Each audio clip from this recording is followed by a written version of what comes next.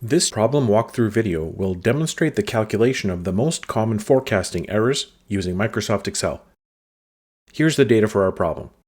We have 5 months of actual and forecasted customer satisfaction scores. Our requirement is to compute the mean squared error, or MSE, the mean absolute deviation, or MAD, and the mean absolute percentage error, or MAPE. The quickest way to calculate these errors is to set up a basic model in Excel. To speed things up, I created a table with headings for month representing the period T, actual satisfaction score, or AT, and forecasted satisfaction score, FT. I also have a column for the error or deviation, calculated as the difference between the actual and forecasted customer satisfaction scores, or AT minus FT. Then I have columns for the squared error, the absolute error or deviation, and the absolute percentage error or deviation. We will enter the data into the yellow cells and then perform calculations on the other cells. In column A for the month, enter the periods 1 through 5 in cells A2 through A6. In column B, enter the actual satisfaction scores for each month in cells B2 through B6, starting with 88.4, then 88.7, all the way to 91.4. Then, in the forecast column C, enter the forecasted satisfaction scores in cells C2 through C6, starting with 83.9, then 86.1, all the way to 90.3. Now let's calculate the error for each period in column D, which is simply the actual customer satisfaction score minus the forecasted score. It doesn't really matter if you calculate this by taking the actual score minus the forecast score, or the forecast minus the actual, because if you end up with any negative errors, when we calculate the squared or absolute values, the negatives will be eliminated. For month 1, click on cell D2, type the equal sign, then select or type cell B2 for the actual score, then type the minus sign, and then select or type cell C2 for the forecasted score, and press enter or return, and you should end up with an error of 4.500. This is calculated as the 88.4 actual score less the 83.9 forecast score. We're instructed to enter our final answers to 3 decimal places, so I set the number of decimal places for all the calculated cells to be 3. Our result tells us that the actual score for month 1 was 4.5 points higher than the forecasted score. You can copy and paste that formula into cells D3 through D6, and you should have errors of 1.6, 2.3, 3.9, and 1.1 for months 2 through 5. Next, for the squared error for month 1, click on cell E2, type the equal sign, then select the error we just calculated in cell D2, then press and hold the Shift key and type the number 6 to get the little hat to represent an exponent in Excel. Release the Shift key and type the number 2. Hat 2 means exponent 2 or squared. Press enter or return, and you should end up with a squared error of 20.250. This means that the squared error for the first month's error of 4.5 points is 20.25, and squaring the error eliminates any negative values and magnifies larger errors to help pinpoint periods where the forecast was significantly different from the actual score. You can copy that manually down to cells E3 through E6, or double-click the little green square to autofill, or click and hold the green square and drag down to cell E6.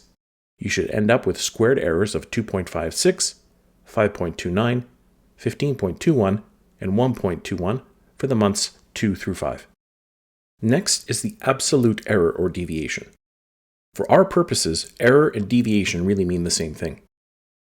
For month 1, click on cell F2, type the equal sign, and start typing ABS to have the absolute value or ABS function pop up. Press tab or type an open parenthesis, and for the number field, type or click on cell D2, which is the error. Close parenthesis and press the return or enter, and you should end up with 4.50. If you calculated the error in column D to be the forecast minus the actual, you would end up with a negative number, and this would eliminate the negative value. This just tells us that for month 1, the actual satisfaction score deviated or differed from the forecast by 4.5 points, and doesn't suggest positive or negative. Another way to state this is that the forecast was off by 4.5 points. Copy that down to periods 2 through 6 by dragging the little green square down to cell F6. Notice you should have the same numbers as in column D and they should all be positive.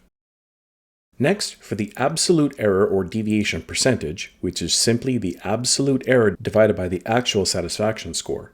For month 1, click on cell G2, type the equal sign, select or type cell F2, type the slash for the divide sign, and type or click on cell B2 for the actual score.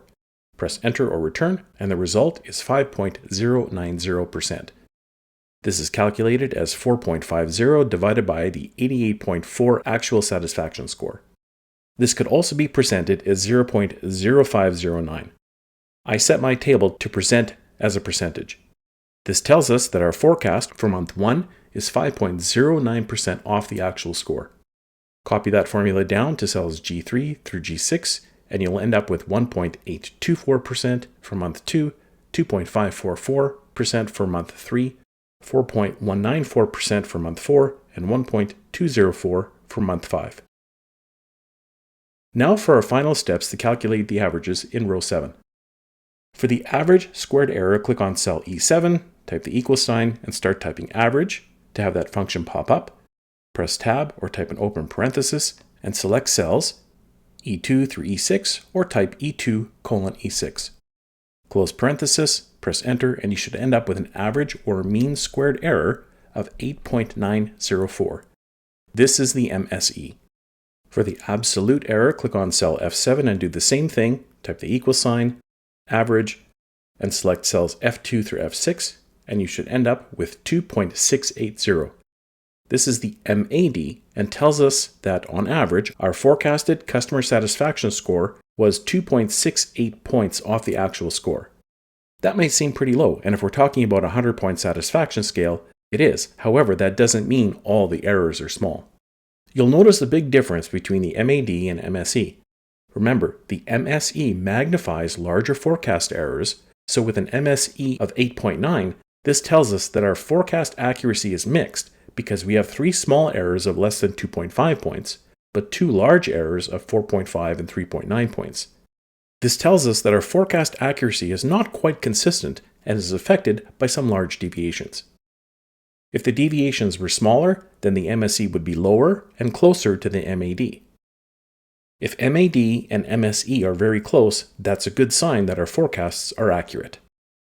Finally, for the MAPE, click on cell G7 and perform the same average calculations.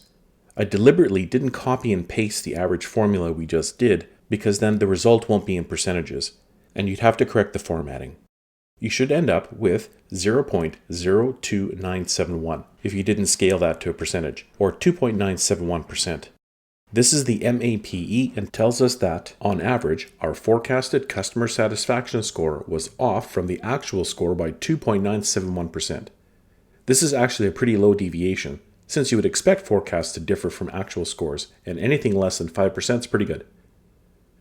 So our conclusion here is that while, on average, forecasted customer satisfaction scores differ from actual scores by plus or minus 2.971%, the accuracy is affected somewhat by some larger deviations, and management should take a closer look at how the forecasts are calculated and consider alternative methods to see if MSE can be reduced while maintaining the low MAPE.